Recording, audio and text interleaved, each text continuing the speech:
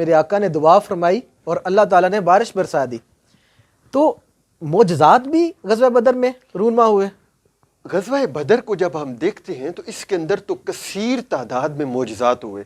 سب سے پہلے ہم جب دیکھتے ہیں کہ حضرت عکاشہ، ان کے پاس تو تلوار نہیں تھی، نبی کریم علیہ السلام نے ایک کھجور کی ایک ٹہنی پکڑ کے انہیں عطا فرمائی. آپ نے فرمایا لو یہ تلوار ہے. حضرت عکاشہ نے پکڑی تو واقعی ایک زبردست وہ تلوار بن گئی، اور بعد میں حضرت عکاشہ کی اولاد کے اندر بھی وہ چلتی رہی اور نہایت اچھے طریقے سے. حضرت قتادہ کی آنکھ نکلے تو وہ آنکھ کا ڈیلا اٹھا کے حضور کی بارگاہ میں. اب دیکھیں صحابہ کرام کا عقیدہ تو یہ ہے کہ حضور خالی نبی نہیں ہے جیسے آپ آج سمجھا جاتا ہے مولوی صرف دین دسن گے. صحابہ انہیں نہیں سن کر دے. صحابہ فرماتے تھے حضور بہترین آئی اسپیشلسٹ بھی ہیں، ڈاکٹر بھی ہیں، طبیب بھی ہیں، عالم بھی ہیں، فاضل بھی ہیں. صحابہ کرام کسی ڈاکٹر یا طبیب کے پاس نہیں گئے، ڈیلا اٹھایا سرکار کی بارگاہ میں، یا رسول اللہ قتادہ کی آنکھ نکل گئی ہے، مجھے آنکھ عطا فرمائے. حضور نے فرمایا آخرت کی لینی ہے یا دنیا کی؟ حضرت قتادہ کا عقیدہ دیکھے، فرمایا رسول اللہ دونوں عطا فرمائے. حضور نے لعاب دہن لگایا، آنکھ کو اس کی جگہ پہ رکھا تو بعد میں حضرت قتادہ سے پوچھا بتاؤ قتادہ کیا حال ہے؟ حضرت قتادہ کہنے لگے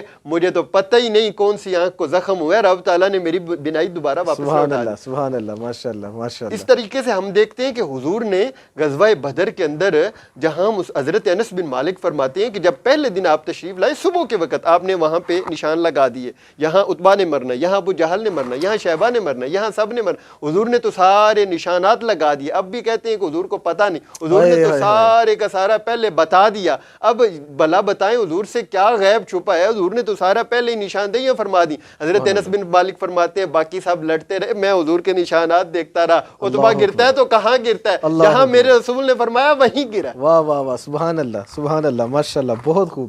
اچھا حضرت، اس پہ نوجوانوں کی تعداد کتنی تھی؟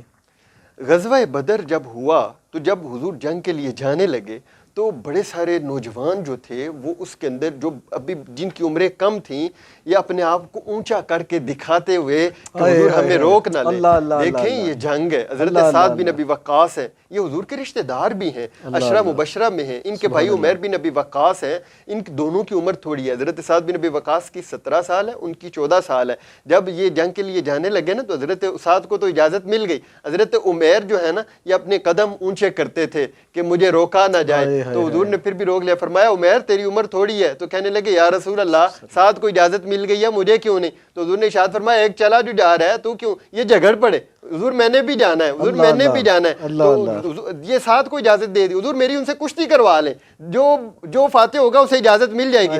یہ دیکھیں بھائی جنگ کے لیے جا رہے ہیں یا یہاں کو تماشا ہو رہا ہے؟ کھیل کے لیے جانا ہے، جنگ کے لیے جا رہے ہیں. اور حالات دیکھیں آپ، ایسے موت کے خوف کے اندر بھی صحابہ کرام جو کشتی کر کے حضرت سعد کو کان میں کہا بھائی تجھے تو اجازت مل گئی، تیرا تو کام بن گیا، اب میرے لیے تو ذرا نیچے گر جانا، مجھے میرا بھی کام بن جائے گا. تو اس وقت حضرت سعد اور حضرت عمیر کی جب یہ کشتی ہوئی نا تو حضرت عمیر جب فاتح ہوئے تو نبی کریم علیہ السلام نے فرمایا ٹھیک ہے تم دونوں کو اجازت دی جاتی ہے. یہ ہے شوق شہادت. اللہ اللہ اللہ، سبحان اللہ، ہمارے نوجوانوں کا، ہمارے صحابہ کا شوق شہادت. اللہ اللہ اللہ.